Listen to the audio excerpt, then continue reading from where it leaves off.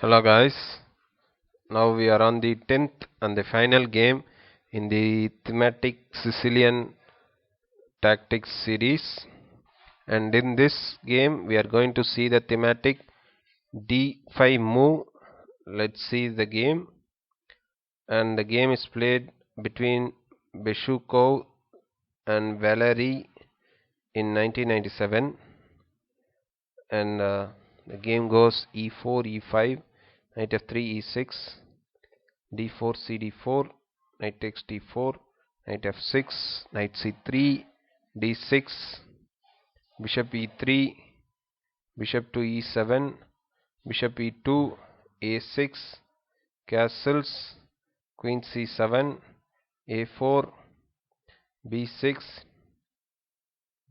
f4 bishop to b7 bishop f3 knight bd7 f5 e5 knight to b3 rook c8 king h1 h6 queen to e1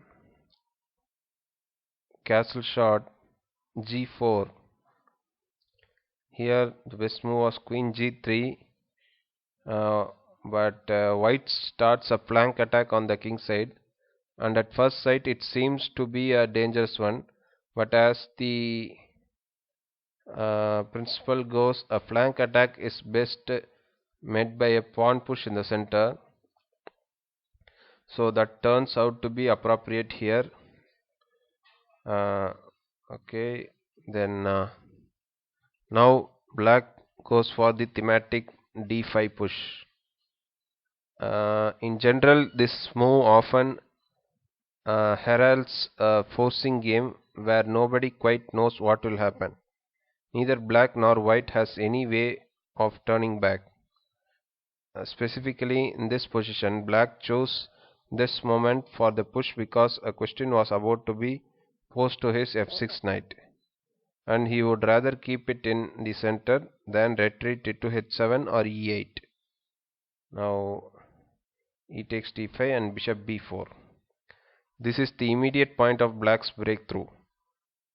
Because the knight on c3 is pinned, ideas of uh, e5 to e4, the e4 push, or capturing on d5 is come into play. Now bishop d2 and bishop takes c3, bishop takes c3. Now knight takes d5. Now the knight has found an active post in the center, but white's king side remains committed. Pawns cannot go backwards. Now bishop takes d5, and this is a terrible move. White gives up his light squared bishop without a fight, and that has disastrous consequences.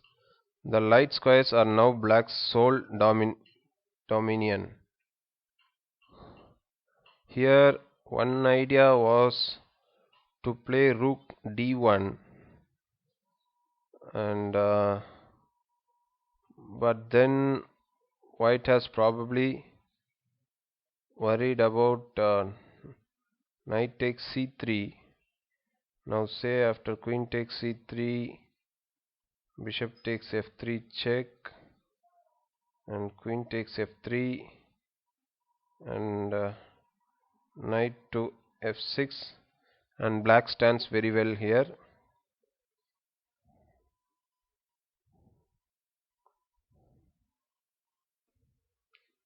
And if at all, instead, if queen takes c3, b takes c3, bishop takes f3, rook takes f3, and knight f6 also makes sense.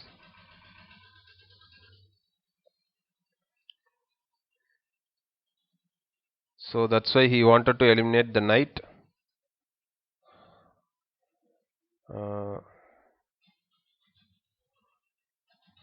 And bishop to, if at all bishop is played to d2, it would be met by rook f e8, and there is nothing to be done about the advance of the e4. Perhaps the e pawn will not stop there either. Now, after bishop takes d5, bishop takes d5 check, king g1, knight f6. Black plays very dynamically. Now queen to g3. Here queen takes c5 would be a mistake,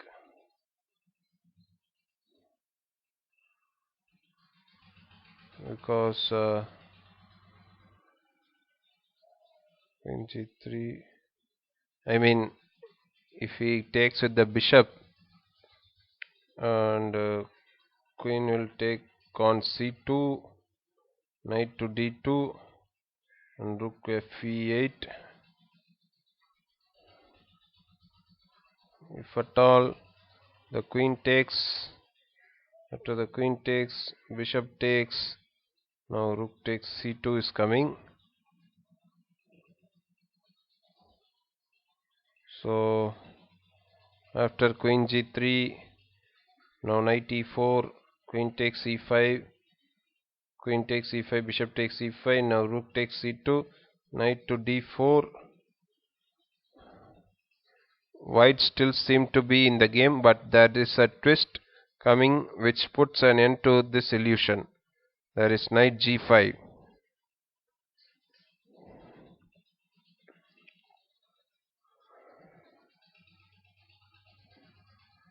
And now rook to f4.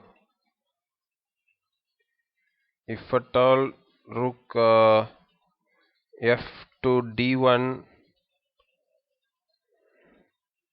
then knight h3 check, king f1, and rook to f2 check, and king e1. Now rook e8 is coming, and if at all knight takes c2, then knight h3 is a mate.